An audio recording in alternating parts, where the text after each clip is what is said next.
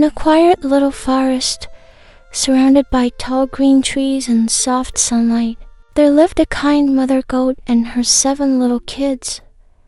The goats were cheerful, playful, and full of energy. They loved to run around the house, play games, and stay close to their mother. Life felt safe and happy, but not far from their home. A hungry wolf was watching.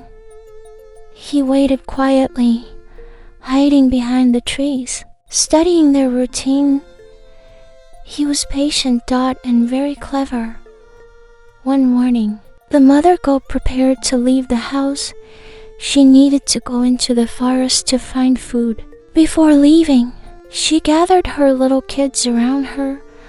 "Listen carefully," she said gently. "While I'm gone, do not open the door for anyone." The little goats nodded. "The wolf may come," she continued. "He will try to trick you." The youngest goat stepped forward. "How will we know it's you, Mama?" The mother goat smiled. "You will know me by my soft voice and my white feet," she said. "Remember this.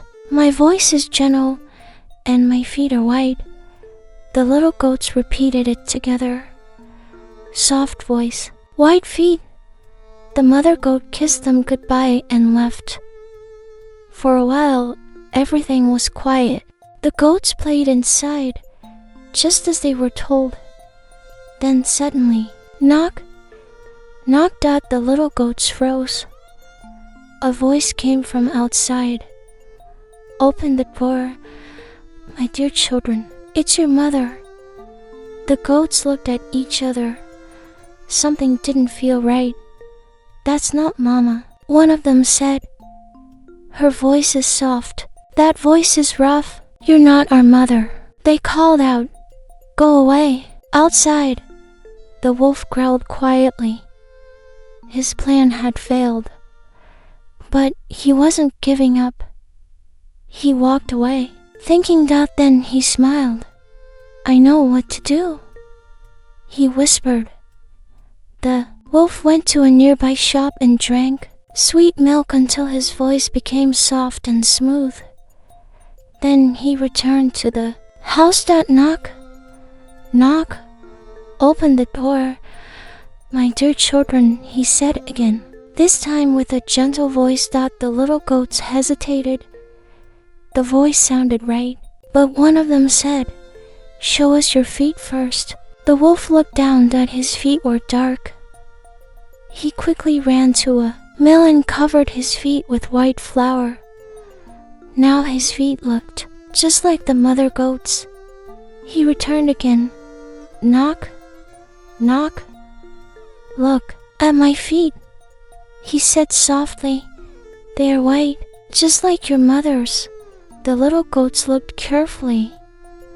"White feet. Soft voice. It must be Mama," one of them said. Slowly, they opened the door.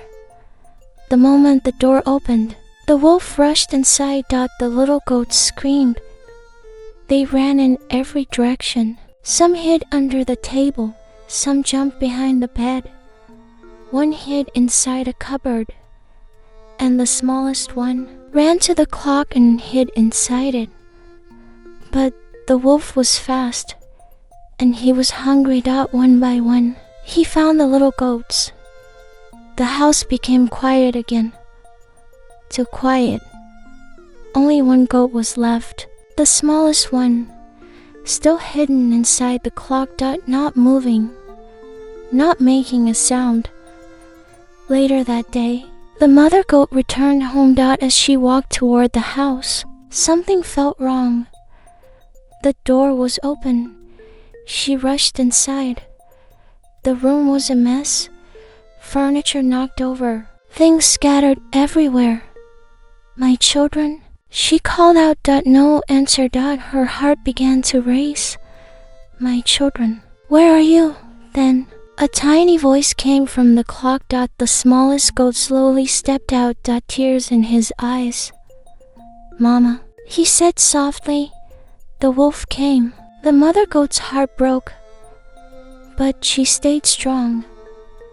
"What happened?" She asked that. The little goat explained everything. The knocking. The tricks. The door. The mother goat took a deep breath. We must find him, she said.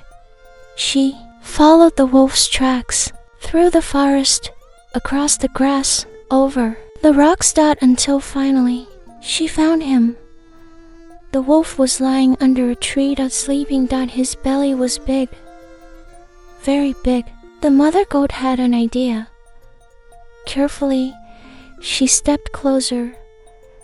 Very quietly, she opened the wolf's belly. And inside, she found her little goats. Alive. One by one, she helped them out. They hugged her tightly, happy to be safe again. Then, the mother goat placed heavy stones inside the wolf's belly and carefully closed it again. Soon, the wolf woke up. He felt strange. Heavy. Very heavy. I need water, he said. He walked to a nearby river. Bent down to drink. But the weight pulled him forward, and suddenly he fell into the water. And disappeared. The little goats stood beside their mother.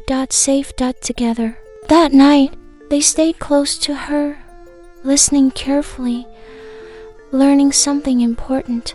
Not everyone who sounds kind is safe. Sometimes danger hides behind a friendly voice. Always listen carefully and never trust strangers too easily.